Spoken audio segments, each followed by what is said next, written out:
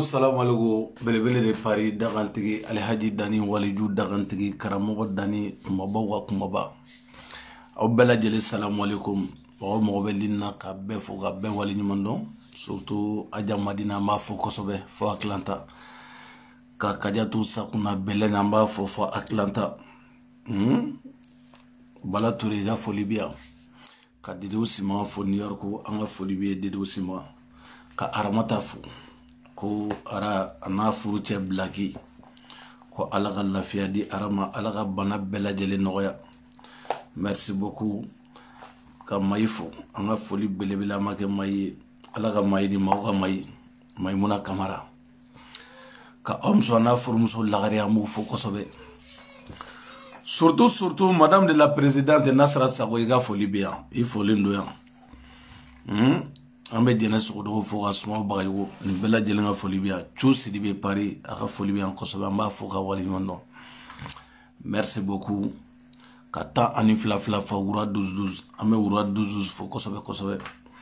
an b'a fo kosɛbɛ fo Bamako Barni Gambi an b'a fo ni wagati la a bɛ New York an bɛ Barni Gambi an b'a fo ka wali ɲuman dɔn ka transition mɔgɔ bɛɛ lajɛlen k'u bɛɛ fo k'aw bɛɛ lajɛlen fo Jessica Miete merci beaucoup aw bɛɛ lajɛlen ka foli bi yan a Kumba Sisoko an b'u bɛɛ fo an bɛ Digo fo ko Ala ka sini kɛnɛya d'a ma Dani de Paris Alhaji de Paris Waliju de Paris ka Burkinabéw fo ka Malien fo hali ka Nigérien dɔw fo Nigérien bɛɛ tɛ fɔlɔ dɛ a dɔw k'u fo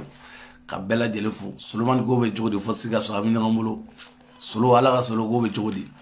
Solomani a y'aw banba Sikaso yen dɛ ko mɔgɔ ninnu ni Burkina y'u bila k'u kunbaw fana ka ye a y'aw banban dɛ a da kana to mɔgɔ si la m'a dɔn fan bɛɛ kɛlen don mankan ye sa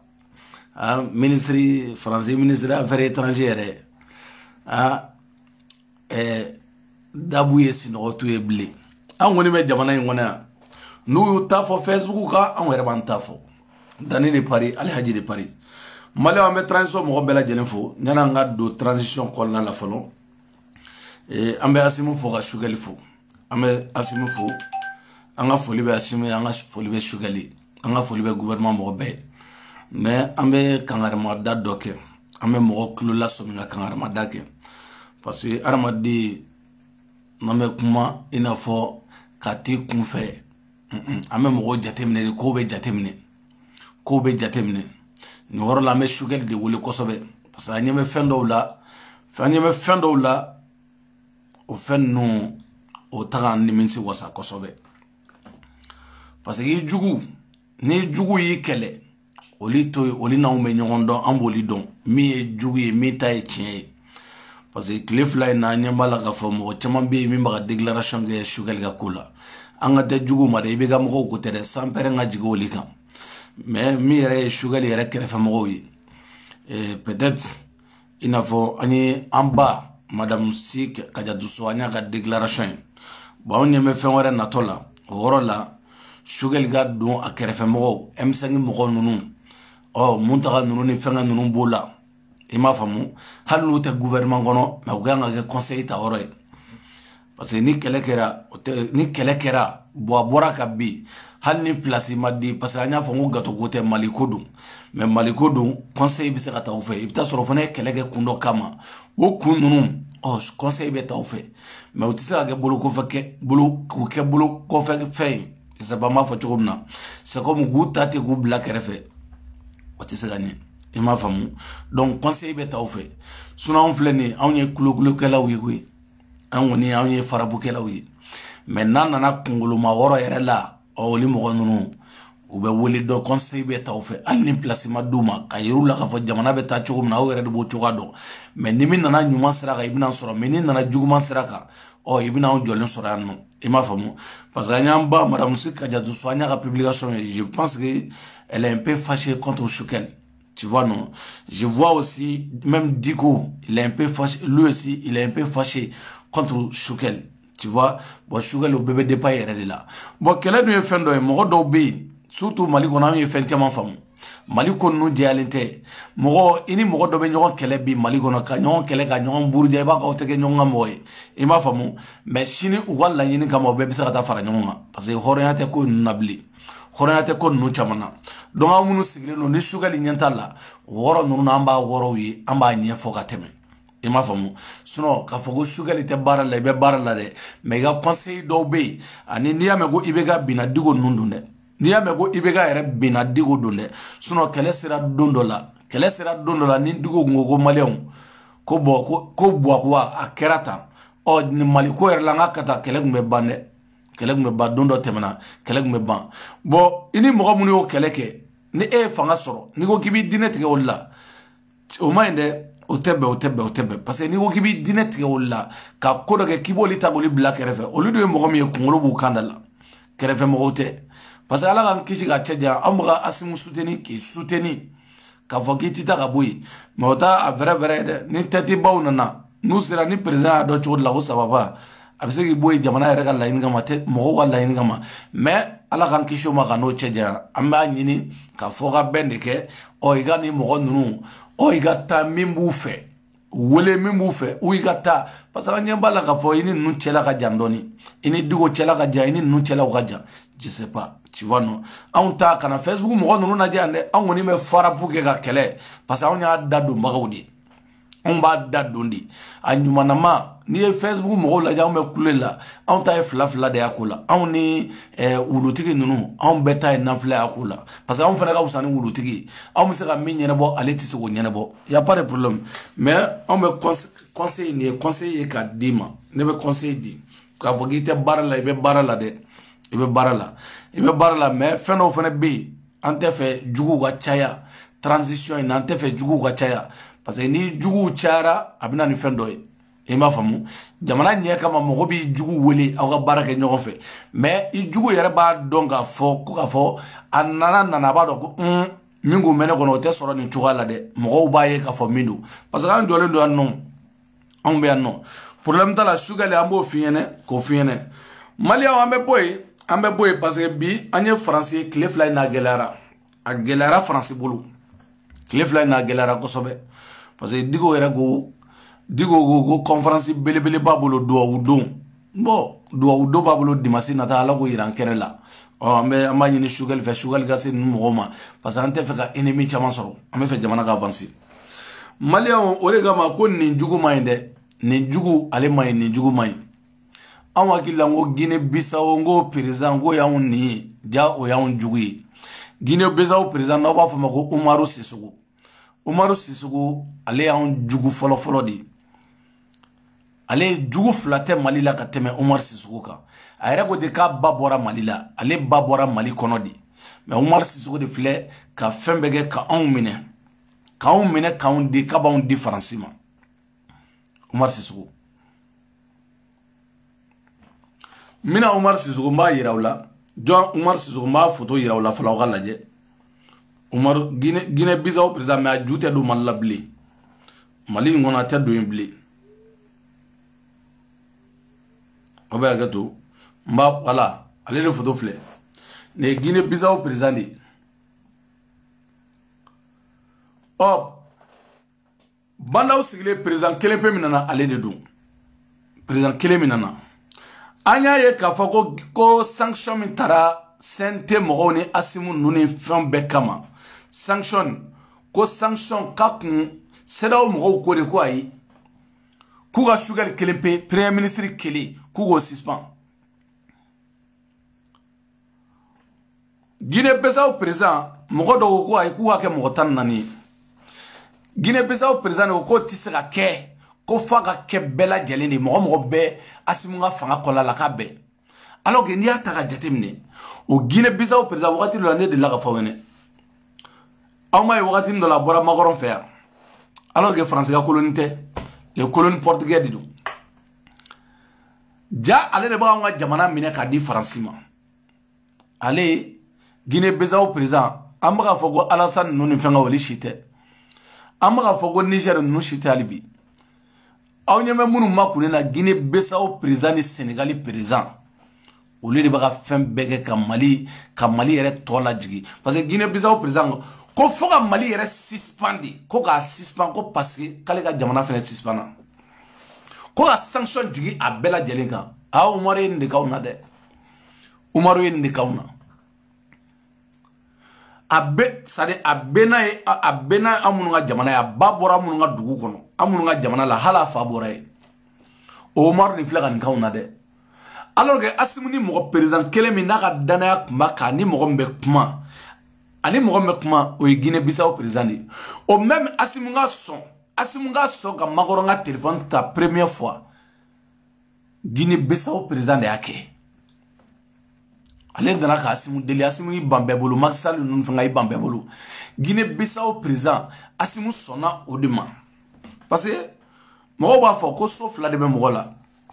ifa ka du ni te ibi benala ni ifa la ka wi gain o ibena ka o le bu bolo iba somo o li tise gi gain o li bi madoila asimu ya babbe ka kuma ma me ka ba somo ya awni ka son ale ka kuma ma ka makoronga téléphone ta on soro makoray djie bebla a be ka simu wole ka simu deli a wakati la da baraba bora simu folo de ya wole akerata o da baraba bora yani no o mo o ninja bora ya o li mo temena alors que c'est pas ça mais Mali en Guinée Bissau président ale ko comme muna ko Mali élection bora do ko fo Mali ka amodo de ayo fo ndiaw yere ne koka kwa l'astro ko Mali be guerre civile la ko me kawata election parce que français allait la mission na ore kama asimi français ga asimi makoron kumale a mamé au coffre même pas 2 semaines au coffre asimi a invité kana attends makoron a invité kana Umaru invité kana Umaru nale agumba gele bo on agila ko mo nyana madunde jamu langolo no ma jute do malabli asumo go me asumo munu me malla Umaru jute do anga jamana kono bli ima famu anana gele boya makorongo go bo mina mission mi kalifala o mission de fleni parce que enate danchela enate frontière la eni Mali te frontière la e somo do uga dana beka nunu to tisi makoron nana ka mission dama afle go de barake Allah magora mission ndama amugo di barake comme ne afongo jamana yi nyemo munu be ngo barga bula do ubugo alibi ni e janda unye abedaele ko de fleni bogelo kalama ka Mali sanctionner ka CNT sanctionner ka be dore makere Umaru ko baradu Umaru de yi fasa fili ayi fasa fili seda o kono ko fo ka Mali de sanctionner ko fo ka sanctionner jigi Chemake musumake Alassane moke Kofi Wamudu Gana yunga prezenta Chetodon nana Kofi nana Wamudu kwa Oshimake Niger prezenta moke de Aleni Maxal Flado oke Kofoga Mali sanctionné Kanga sente moro sanctionné Wa Kabwa ada kono kafo Ko au kana da umade Ayu muso sanctionné anu deu Obora chemin da kono Ode Umaru Kafiri Umaru mais Umaru ame nyogona de ame nyogona ina ume nyogona sa de Guinée Bissau drogu fere jamana koro fengore te fere ka jamana ka drogu ko diye be sonoma fena kana ki babe bon fi kana kibi terigawni ima mogoyaye ima mogoyaye ibe mogomi madola ki kono kuma fo mogomi ka da mogomi na ore kama mogo ere ta do ibiti sadi beta kuma mogomi fe bi kwa ima famu ore kama nigera jogele ibe musogi takama nyoy musogi takama nyoy o gawsa ni sa mogo ma fo ko chesoni me musogo no mais sisa chenu nan figia ka juguni musotay parce que bi musogu yere bo yan nan figia ma sisa chewga nan figia nuga hypocritia aka juguni musotay ima famu musogi takama nyoy igino fo nyoge musogi ni hine do no la oli bi sutara mais ni ya fo chew yana obi fem bi faga buto de dabali tike kana a mali wa gelara de a gelara me anu ba alay an jigi be minga ne re bora ngo umar de ba no ja umar de an jugi a umar afleni ni na an jugi umar sisugo malien de 100% mais ala ga gara président jamana doga wode an jugi kafiri manfiri ala jugu suran tere du malo nga boy comme a blena faransi dala a blene faransi dala burkina be ye minge faransi la ka faransi ku ga armée la segi o armée koni u ga armée man koni a bora wora dugun to kaya abe akume bobo akume waga duguni bobo de kan mais amina munde anye Laurent Fabius ga kuma do ebi anga Laurent Fabius la men folon France ministre des Affaires étrangères anga kan kuma fla la men folon anga ni name c'est très important anga Laurent Fabius la men. Oui, on l'a vu au Burkina où un convoi militaire a été bloqué. Est-ce que la France est toujours bien accueillie en Afrique? Il y a des manipulateurs, là aussi, par des réseaux sociaux, par des fausses nouvelles, par l'instrumentalisation d'une partie de la presse qui joue en France. Certains, parfois même inspirés par des réseaux européens. Est-ce qu'il n'y a pas une dégradation des relations? Voilà. Mais... Laurent Fabius ko musoba nyininga ko nyame manifestation na Burkina Faso nuna comme est-ce que France il est bienvenu en Afrique? Journaliste musoni ba nyininga Laurent Fabius goti comme manipulateur ou est auni comme on me comment réseau sans fait ko ga do mogo kungolo la ko France beta France donata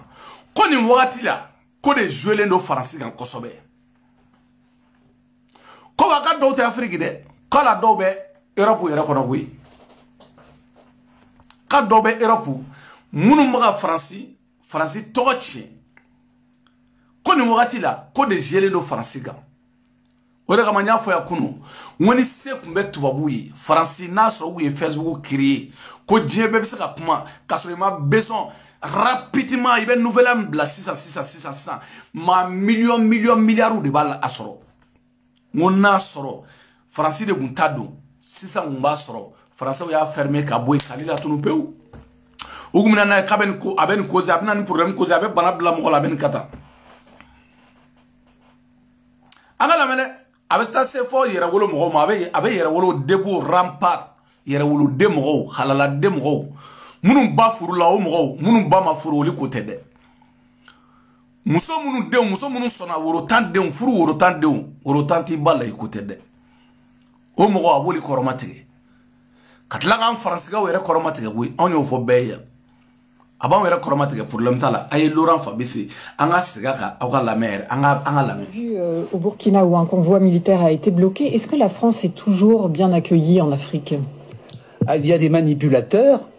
là aussi, par des réseaux sociaux, par des fausses nouvelles, par l'instrumentalisation d'une partie de la presse qui joue contre la France. Voilà. Certains, parfois même inspirés par des réseaux européens. Est-ce qu'il n'y a pas une dégradation des relations entre la France et l'Afrique? Mais entre la France et l'Afrique? Non, je ne crois pas. Pour revenir quand même sur le Burkina, parce que quand vous entendez armée française dégage, est-ce que ça veut pas dire que la France a plus sa place là-bas? Oui, c'est aussi ce qu'on entend en République centrafricaine parfois, et c'est aussi parfois ce qu'on entend au Mali. Il y a des réseaux qui sont spécialisés là-dedans. Voilà. Je pense que sur le fond, est-ce que nous lions mec à fort, quand France dégage à tout choqué Afrique non, à quoi il est, quand au niveau mais Centrafrique de comme Mali là, kuba mais parfois on va même faire Mali là, comme Mali taille mieux, quoi réseau d'or de B, ou les réseaux de France qui dégagé la France toche, quoi réseau d'or de B, quoi les signaux de comment, il va réseau d'or, réseau de, à ça faut que groupe de, à ça faut que association, à ça faut que malien de nord, oui il y a wolo de beau rempart moro, anga to la main, à côté ne, comme on doit y aller bien oui, oh il n'a pas un nom. Quand on est français, quand on est réseau sans fait, quand on a ce qu'on a français, Il va faire Kantanga, ça va Kantanga connexion de Sara quoi. À la main. Au Sahel, avant de repasser sur l'Afrique en général, les choses sont très claires. Il y a 5 pays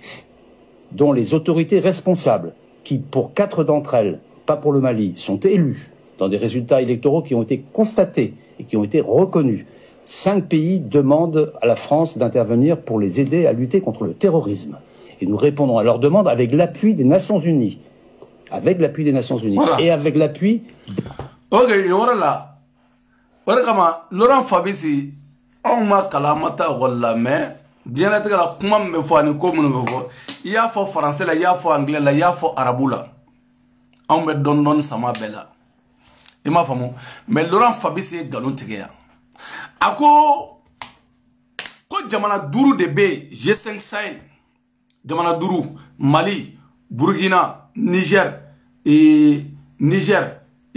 Tchad je pense ani jamana doy Mauritanie ko amu jamana to vraiment amado G5 Sahel ma G5 Sahel jamana duru dobe ko jamana duru ko ni wakati la ko l'idée français wole ko français gana intervention na comme ko jamana duru ko munu sigira sharia munu sigi fangala comme ko Mali tere ko ni wakati la ko Mali tere ko jamana nani ko sharia munu sigi fangala ko avec accord des Nations Unies. Ou les G5 Sahel sigi Américains ngo kuga deme kelen titala ko France baga yere ga here de nyina woro lay kuga deme kelen titala pourquoi autita G5 Sahel nyana ga sigandala mais pourquoi autita G3 ni G2 sigi Somali woro inaino pourquoi autita oge hein pourquoi G3 ni G2 tisaka sigi Somali ni Kenya che ima famu ko yere do wole jo wole G5 Sahel wo yere da wole kana France do be wole anno katla ado ibega o de kama ibega alaka shini kera anya me ki mangana alaka shini kera dimade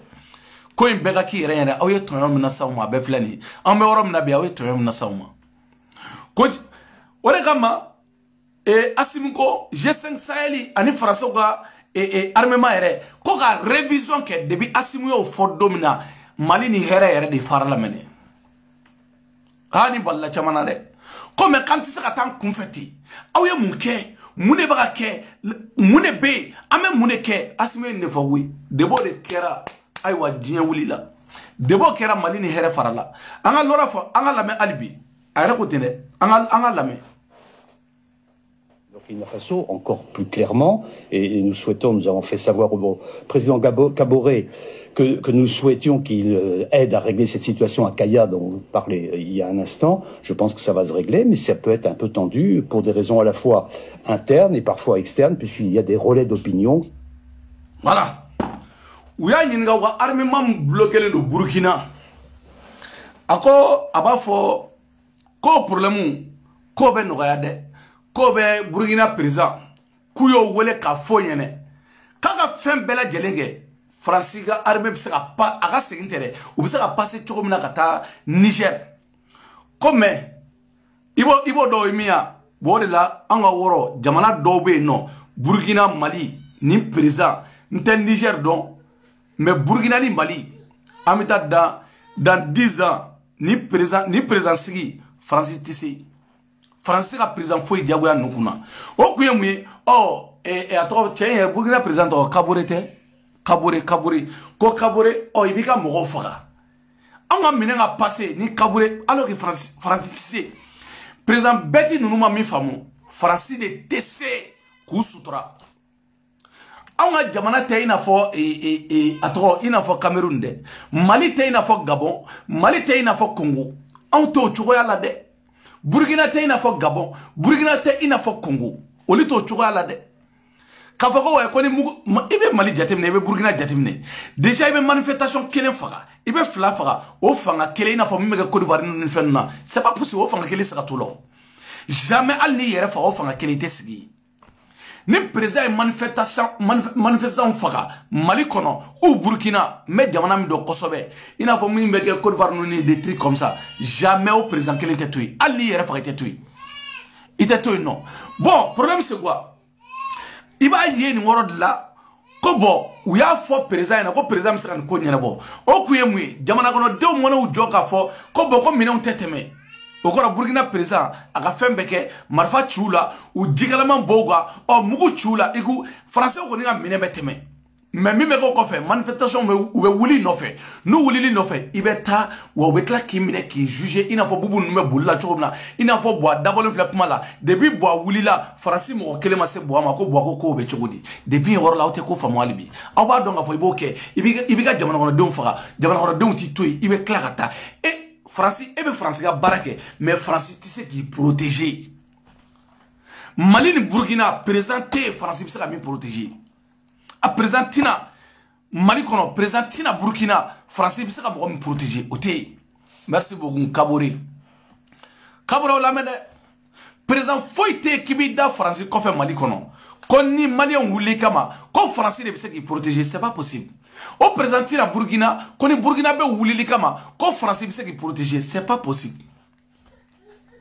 mɔgɔ ma baara kɛ le deux derniers san mugan laban in kɔnɔ ka tɛmɛ Blaise kan Faransi Blaise ye fɛn sugu bɛɛ kɛ hali Blaise de tun bɛ Touré-su ka minɛnw marifaw ni fɛngɛw ni mɔmulu ale de tun b'a bɛɛ sa mais don min na jamana kɔnɔdenw wulila kama a ma yɛrɛ ta tubabu yɛrɛ m'a ta ka taa a bila asile la ka tila a banalen k'a bɛna furakɛ Faransi ko ko yan tɛ mais vous êtes bête toujours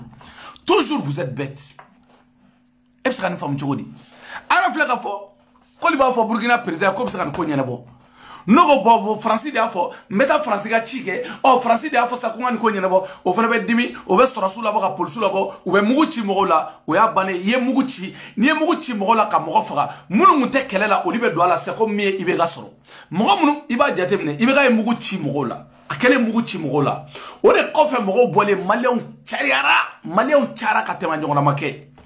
maliyɛnw cayara de b'a ye mugu ci mɔgɔw la maliyɛnw cayara o kɔfɛ maliyɛnw taara si indépendance sanfɛ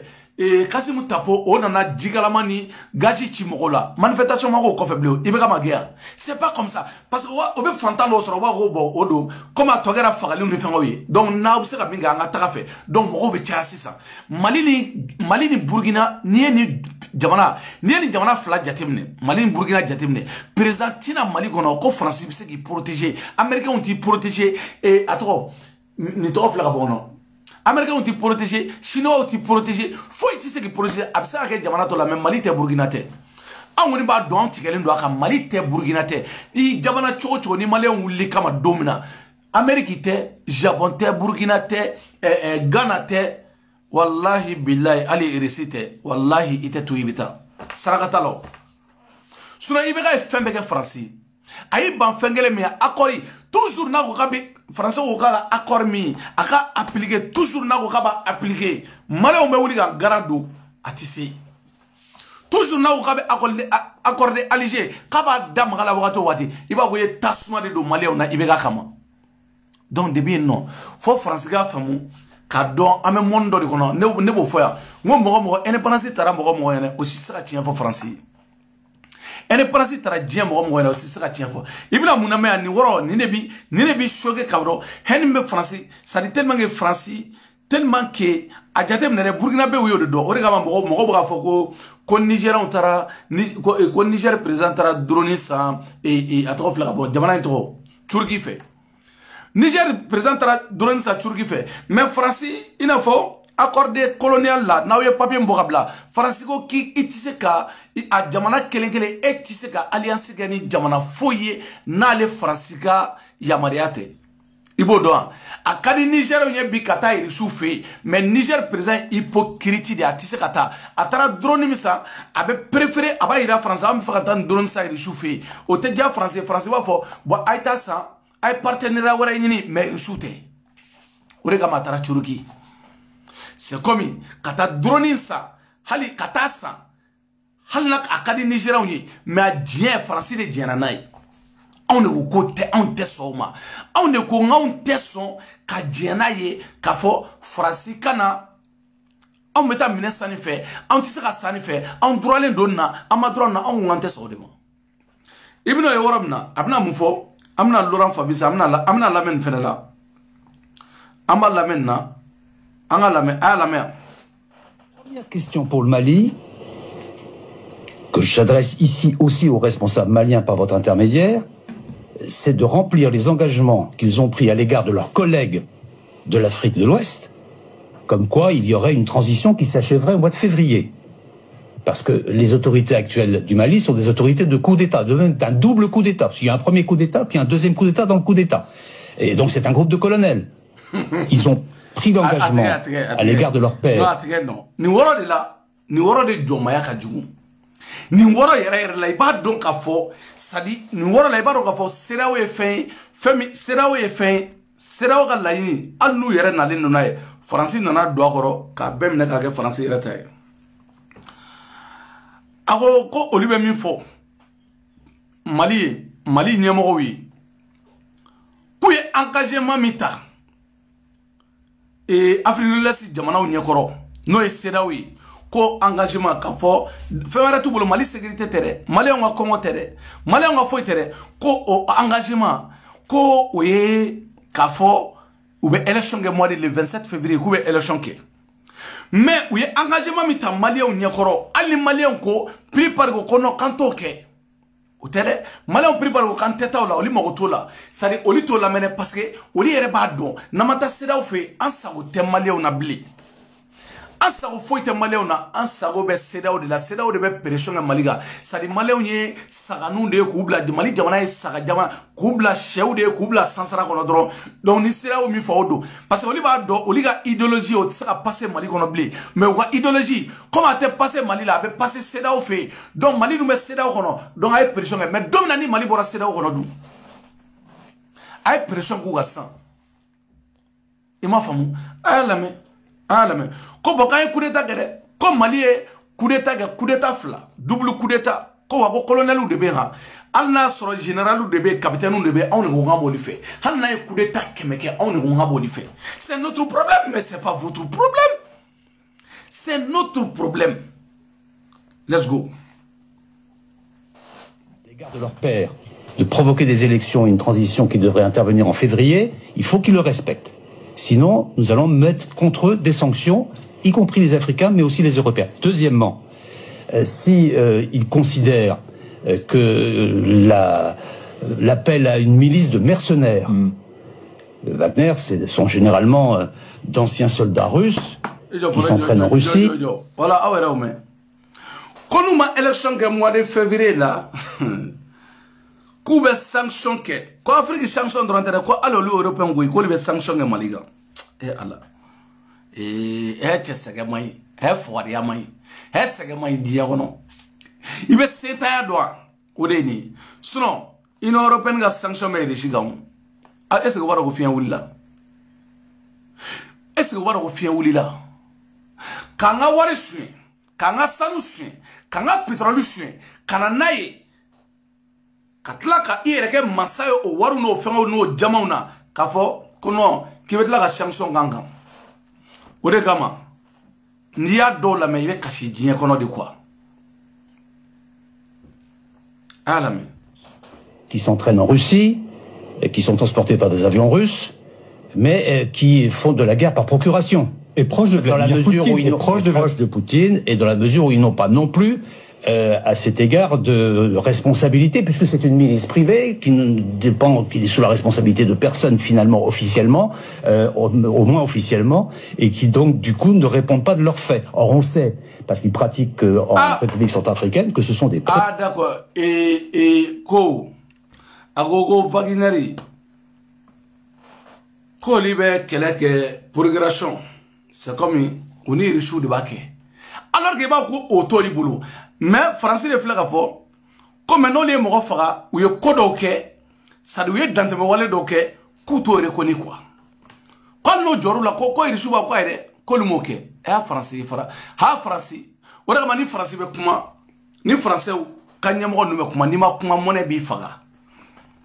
mettre la vidéo do yirawla aw ba laje français kabi ala da français ma jongo ala fo jongo ala uni Algérie ka kere bana nyina sanjuli dongo do Algérie mala ko fu ka yafa uni fa ondeli jongo ala meni to de jala kilendo alors que djebe français bi profiter mo de fait ni américain wulda bo djien bagama kele la français ta jamana shikele hali ya saratisi français bɛ fɛn ka b'a jigi sarakɛra gâteaunin ye ka t'i da ka kɛ gâteaunin ye ka t'i da américain kɔfɛ nanfigiya la américain yɛrɛ t'u jate koyi mais b'u profiter ka t'u da kɔfɛ mais diɲɛ bɛɛ américain bɔlen kɔ a la français ye deuxième de min bɛ civil faga dugukolo sanfɛ gratuit ka sɔrɔ kun t'a la diɲɛ bɛɛ ka taa baga mɔgɔw ma k'u faga gratuit ka taa kɛlɛ lawuli ka na k'u faga gratuit kun t'a la français de b'a kɛ ne m'a fɔ u yɛrɛ ka jamana kɔnɔdenw de don olu ka enquête n'u ka fɛnkɛw an ka nami fɔlɔ. Des gens qui ne respectent aucunement le droit, que parfois ils font des violations en tout genre et qu'ils ont des pratiques insupportables. Mais donc est-ce qu'on se Il n'est pas possible. Ko Wagner ko lite ko Wagner ko lite droit kelen respecté mal ama ko Wagner te droit respecté d'accord, il y a pas de problème. Le colonialisme et l'impérialisme, c'est de l'histoire ancienne pour la France. Pourtant, quand on regarde les faits, depuis 2001, la France a occupé et bombardé plus de 12 pays et elle a peut-être causé la mort de 100 000 personnes. Alors dans cette vidéo, on va essayer d'expliquer... droit respecté 2011 ni Sanchez français jamana tan fla de bombardé 2011 ani Sanchez ay jamana tan ani fla alors de bombardé il reçoit jamana joli bombardé 2011 aujourd'hui o jamana tan fla français sera mogob 100 000 joli mogob ba kemete ou mogob ba mougan 100 000 je sais pas mais 100 000 mogob ba kemé ou je sais pas 100 OK on a 100 000 personnes français mogob mi fera 100 000 personnes abo 100 000 personnes do wa fenwara to la de o be civil français de ko wa ta jo ça de mettre la vidéo in complet ba blanga page ga awala me o wor la ini yere to bebe tien quoi ni vidéo complet even ni histoire la me ça va donc avoir français yere mi yere don quoi ni kera kosa ina dro uwe sarwe communiquer e oli côté quand on lit dénoncer, quand on s'est français, on s'est la colis dénoncer. Et on m'a donné fawé. On fait un bobo anga jamana kan. Anga jamana be situation mina. On m'a rendu kuma vanga kuma vanela. Quand on dénoncer, à la main. Et on va voir pourquoi et comment. Et on va répondre à la question, est-ce que la France c'est encore un pays impérialiste et colonialiste? Oula, là c'est pas bien mal. Là c'est efficacité là. Il y a plus de village. Plaisir. Mais on est relogé là. Ça fait plaisir. Non, il va falloir que tu laisses ta tente et tout le monde est relogé. C'est clair. Eh, il va y avoir de la viande ce soir. Mais celle-là, elle sera pas périmée. Et l'autre baraque, elle crame encore. Hein. On est vraiment des bâtards. S'il faut, il y a des gamins dedans. Ils s'en foutent à peu près à côté. Ah non, mais il y en a plus, il y a des gamins. Et l'armée française considère qu'elle a tué un soldat. J'ai évidemment pris soin de procéder moi-même aux vérifications, qu'il n'y avait ni mariage, ni femme, ni enfant, qu'il s'agissait d'hommes et exclusivement d'hommes. Ils avaient décidé d'aller là-bas, de profiter entre hommes, parce que effectivement dans la zone, c'est interdit que femmes et hommes se mélangent pendant les cérémonies. Par exemple, au début de l'année, il y a eu 6 jeunes Maliens, dont 2 étaient âgés de moins de 16 ans, et qui avaient un fusil de chasse pour partir chasser le lapin et le perdrix, et qui ont été tués par l'armée française, qui a considéré que c'était des djihadistes. Et même quand ce sont des soldats qui sont tués, il ne faut pas oublier le cas des enfants soldats. Par exemple, le 27 octobre 2015, la France avait annoncé faire ses premières frappes aériennes, notamment sur un camp en Syrie, sauf qu'elle a tué 12 enfants, selon l'Observatoire syrien des droits de l'homme. Et donc, en fait, c'est ça qui est important de savoir, c'est que la distinction entre civils et soldats, elle est floue. L'armée française joue sur ce flou. En 2017, Jeune Afrique révélait que l'armée française avait tué un enfant de 10 ans en le confondant avec un guetteur. La force Barkhane a également tué une dizaine de soldats maliens qui étaient retenus en otage dans une prison en 2017. Et elle est soupçonnée d'avoir abattu par drone plusieurs femmes et enfants en février 2020, selon Mediapart. Mais en tout, combien de personnes sont mortes à cause de l'impérialisme français ces 20 dernières années? Selon les estimations, en Afghanistan, la guerre a fait plus de 600 ans. Français otara mogo bunte bunti kuto maraji la ka kila k'u da sɔsɔ ko le jari sudi ka nga denmisɛnnin joli joli faga français de ko irisu ma ko irisu ta ko li tɛ jɔ a la dɛ wa olu yɛrɛ ma jɔ u ta kelen na kata malien faga prison na ou ga drone na katla ko ay ko non ko jadi sou de kumbe parce que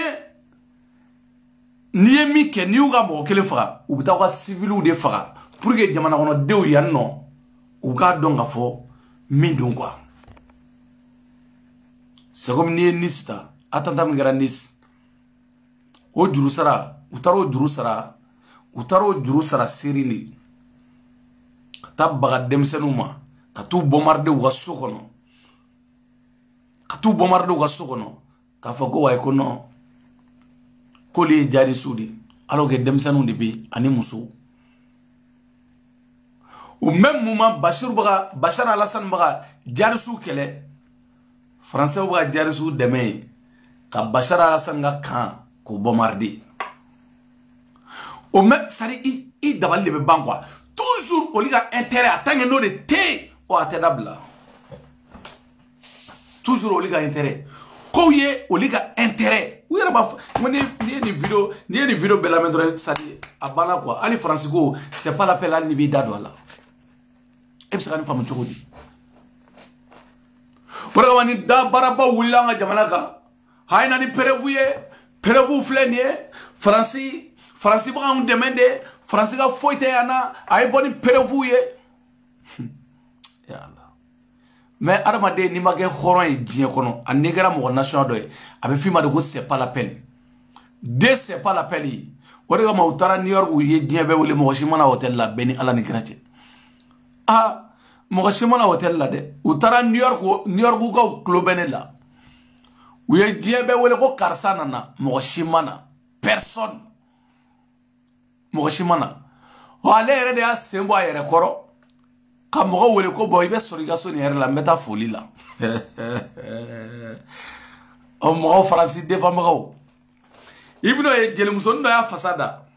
wo jelimuson ne ere taro fuda me jelimuson ko dem na bagale made ko kibna baga made ko ne matare ale de ngole kabina jelimuson ne fleni kale de wole kabnan fi kabnan fu a horon kulun fizeni fagoli dumu yayi fasada ya imato fu de wa sude solo tamani fasad dumanda ya imato fu de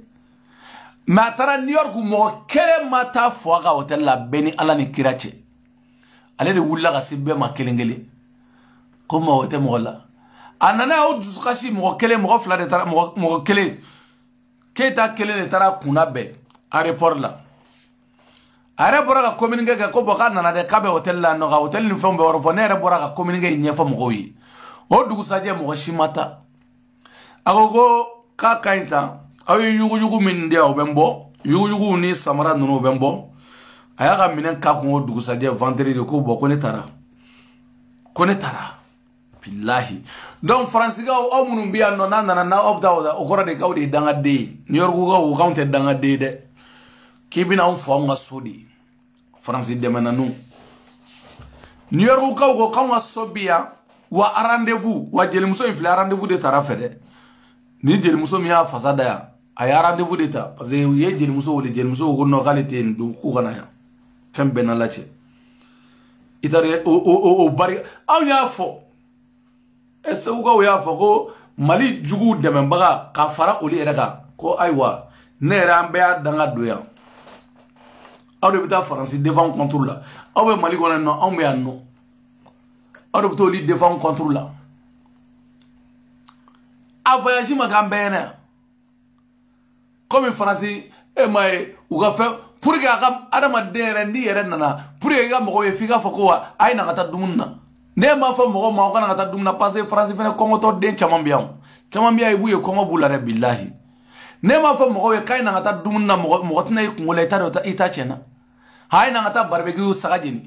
ni sagajeri talanteta ita chena de ay tara New York go kele New York go no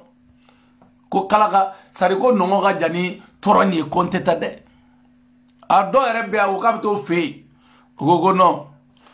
ko cher la qualité tan soro fem beni alache abe segu sago nu bela jele men New York ba kalama New York ga de afane jelum so ko ne kana bagale ma kaya rendez-vous de talife kana lefu tabi bariga bana jien kono bariga de bana jelati ga rebe tali Aure ministre ko France ko ay ti la fa Burkina be ko kana ndura fene isa ko Burkina be ko fene kana ni prévu ko jana te prévu au même moment Niger on fene be mobilisation na ko armée mamma ba Burkina ko li te danga de Niger on me mobilisation na ko li te danga de ko na bora ko ni Burkina be abla ka te do Nigeria no a jate mine dron na fara ko way kan jugu ka mine mi mana teme ni mine teme na ini semaine kele be depuis mine numa se folo joya ka foko way ko mo sara folo ko jari su ya fela farapi joya ko Burkina farapira joya ko Mali farapira mais ni mine nunu na 2 semaines oh bombardement be ire nyami faga fe iga dugula mo faga fe tatolala aw de be bo jamana ko na kabo ko défend mate galon défend wa tien ali tien refene mate tien re kana défendre mais nana ere sigile ebe soama direct tien yi sigile ebe soama ka fo ni ne tien ni de lakikai ni ne tagabolo yi ah taraw barika bana diye kono itaraw barika bana o malimo uko ani francina de mbagaw anu u de mbagaw comme français ministre des affaires étrangères borati comme mogodo de be francia mogodo de be Europe kono mogodo de be munu maga foli français o kerata oli fena baga fakanga colonel beta kanga colonel to koche konye sadi konye femi fola na fra ko ako français o de afodre ebe tien kala ka soro nyona galon tigala ere mada dien kono comment ça il s'est fait quand ta élection ko suno ke ba on suspend c'est comme et des tailles on y quoi. C'est comme un des tailles. Comme ça, une femme tu dis. Il y a deux gono. Doga fo ni manike. Il muso ibla. Et une femme tu. Allez a intérêt kama. A intérêt personnel. Son on me clé on voit en 21. Pétrolité en diamanté à sanoté à diabet. Pétrolique à européen clanché bef. Mais atteindre non boulot. Faut tout boulot. Ubuta on de chien kananaya wana na war no fede on te danga dede on ta on bata wari mi amanta tane on no na kabu défend on contrôle la oh ngoko ya were ba fo chukumna ko get sadi ger ni geri kele anime ube kuma on were be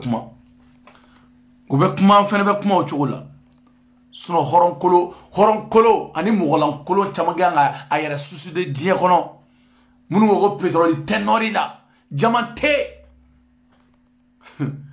o ne deo kalanga wonna be so fi de go way ko no go pétrole be jamambia mais ni adama de fa juena tarabe mi fo dugo lo sanfe jemina ni kuma mi jemina da domina o toy jemina Regarde manière mon état donc avant nous la nyona ko vie. Ni ta chena dugo lo sabe ta chena. Ah malbo. Aw jo ngawbla. C'est-à-dire ni ta chena domina oui ta cheni. Aw ni tese ga nyoto e fiew. Ne go ni te die baby to ineti to ne rebodo. Die baby to ineti to.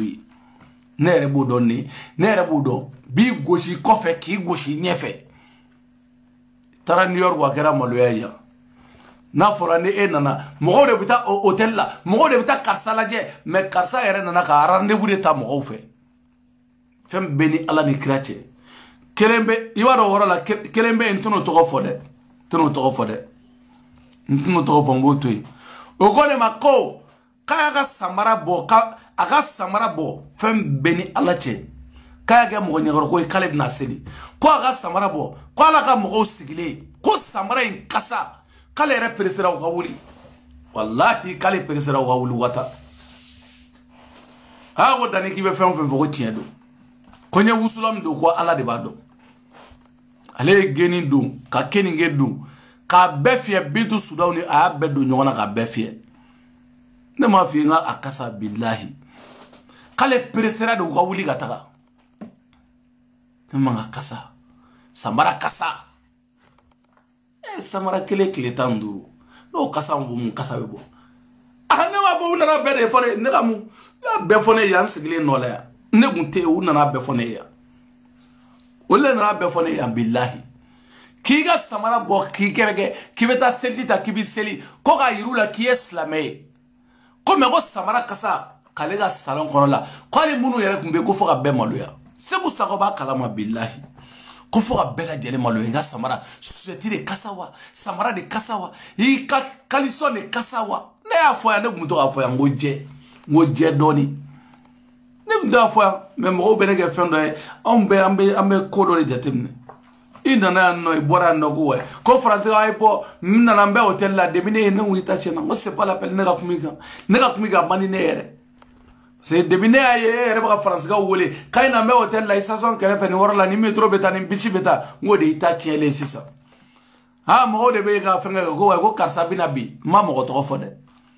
mais ni mo mi ay to e kuma ngono kodu ne woni ma ay mo to menda mo de ba fo ko karsa bina bi karsa ben worola karsa be anno e de minere karsa e publicité la kombe ay na do nata batati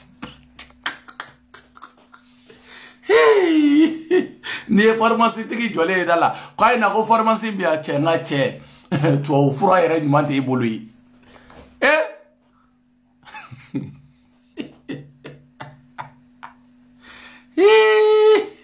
ni arabe bo halagi abi nabi halagi hore ma wire tsara pe u tu raga felo dagada he ay ni fi ay ni kata ale raga mado moi na ta fe ama se fola li biya obesi anga ta fe dro da fo ya ba tara munu fe fone de ga duwa ka we ne ma duwa ko ni ta kin de sela o ma billahi adona do ngone do atara munu fe adona o fem fanga so fem beni ala che ne ma duwa ko we ni sa me le ma woro awe kodo ye de au bila awe kodo ye meme duwa ko we quoi parce que ni ma duwa ko we amai parce que ne a fo ye la no te galoti ga mo shi te galo ne be che ndondi ni ala ma halaki nyeme halaki lena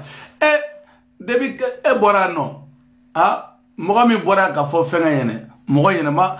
adimi ma segu sako ba don fem wallahi segu sako ba don kale muso ko o be suntie do ni fendo feri suntie do ni fendo fe comme ko mo ko douzaine ni fenga de la ja na commerçant minau de feneta o duguina ko ke valise kono kata suntie ni silipu ni fenda musuma mo nyeme valise la ja marchandise de ba kono fem beni alache marchandise anema tare ne bia no ne ka fbia u de be abe mo mu no kere fe ne ka bia u mbala kata suntie ni silipu ta fo yeni no ko barsa ko france ga u dakabu fem beni alache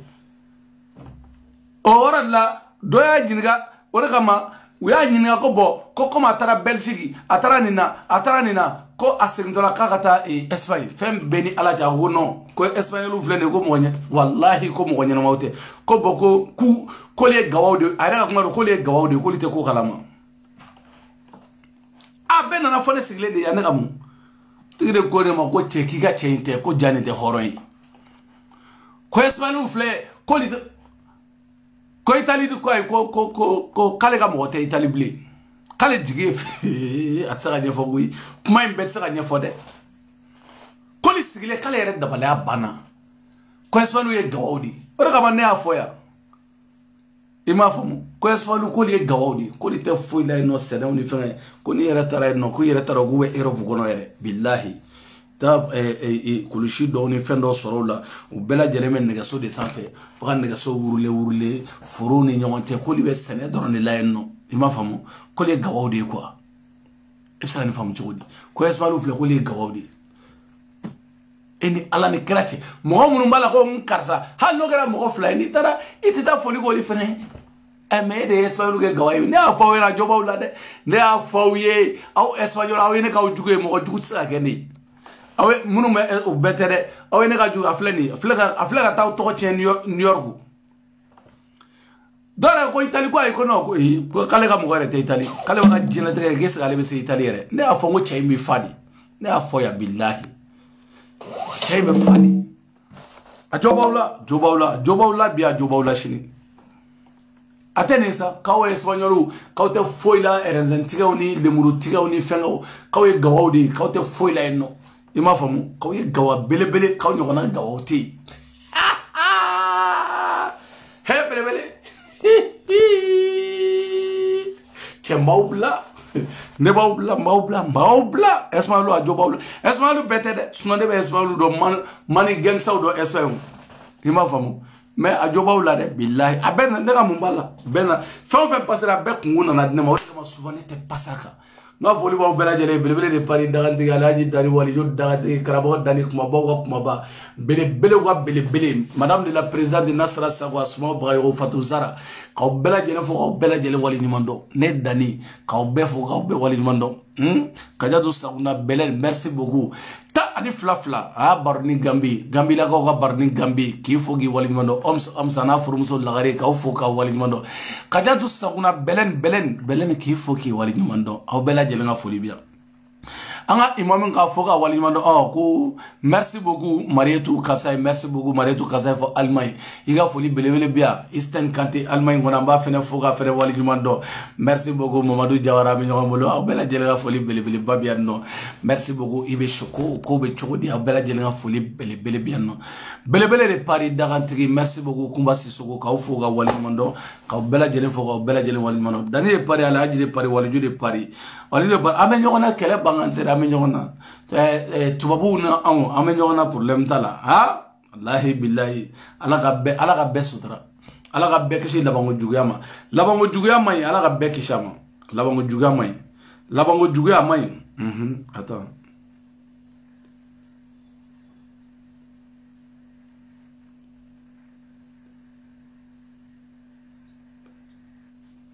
ok ya pas de problème non aga do doy fendo chima donc comment on kala mata woro jama man débourer anteta mo fe a sebe anteta mo fe a kalani amuna man débourer alle tara lycée la tara charbonna ni nana aman débourer aman ta amba begayere problème ta la chivano parce que on ye paranti kungolo jalendo ale ba bela jale nyene bo e ma famu paranti kungolo jalendo on ye paranti he belebele de Paris dagal tigalaji dani wali judda tigi kuma ba ma de bidi sigi nan figi de yala atara mo korofo chogumna juju korofo chogumna o sana Ivan nufe atara espagnol fena korofo teni billahi Italie gonte sa ne ma de Italie fawi ni avantre gunda na Italie ma ne be damalla ne be Italie don goju Italie no don dawde gana Europe ne de musala ka yere to la de ni sara Italie be do ro de kana sono ni shige Italie ka segi ngata malila ki bora Europe onterege imabo Europe de i bora Libi koroke de la ni bora Europe te kele de ango fo nyone imafamu imabo Europe de ni shige Espagne ka segi ngata inana Europe damne de la ani kelente de kele ango tien fo nyone ne be tien fo na idea ba mine na mi je ba parce que ne kele mi se ka tien fo parce que munu me malla kula fenge kula excité kula complexé ne to la quoi ne be tien fier mais tien fier marfate tina bom foi ntenne nte bugo me tien fo kataka mais ki Paris ga vesi koro la katako wa kuno kombora Europe ga sore bora Italie di Italie e Libi koroke di e bo don e ba do tigi jamana kelempe mina billahi fundeni ba tani filala ibe France worumna jigi ga be ga yagila ka faka bora abege yagila ka bora consulateur de kono mais Italie worumna jigi ya ki ga billahi tasma akiga nere ba do wa dugudo be go Sicile Rakuza trapani nununa ni jiki kai fundeni fe ni jiki ka billahi abige la ka bora jahannama kono jiki akika rebe dugu ne be woro mbado mindo ota kalama ne ba kalama mafa mais min ballana karsa ka tisigi ka foko espagnol beta mo nyana ma be espagnol ko li beta ko li gawawi ha espagnol ala ka uda ka wera faka karsa de ko ka awi gawawi ne ma fo aya samara bo salon min gono ni samara kasa ni muso clara ni muso presera talla wa dom ama ke pare hey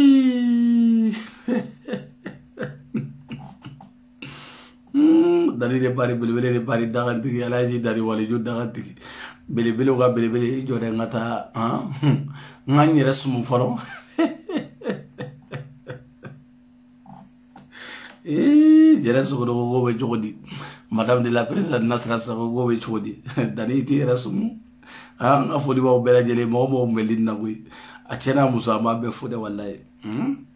chewoche melin na ma be fu ka be wali mando belebele de pari dagantigi ala kera bara ko ingera kera bara ma bebe jenete ke rebe tani gui jenete ke betani abebe ete espagnolu de do ete ante jigela Fuashite foka barosi gichenga na uye ni wonta uniye nuni mu janfa kada du sawla ko be ko sayala sufa ko ni dugu jera kabisa dugu bija ka solu salendo odo ejuniye kokumba worolokuma chuguntankuma ani chuguntamadi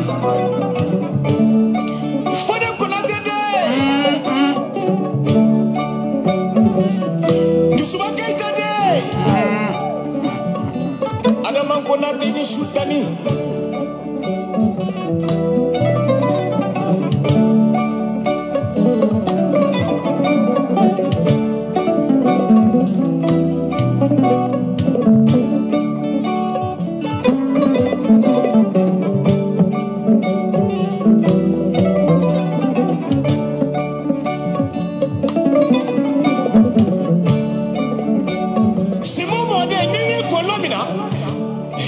Dani shuba kilimi keme duru de fora horon kamalen chamango nyaga jali nyoro foli tala de tantan soroni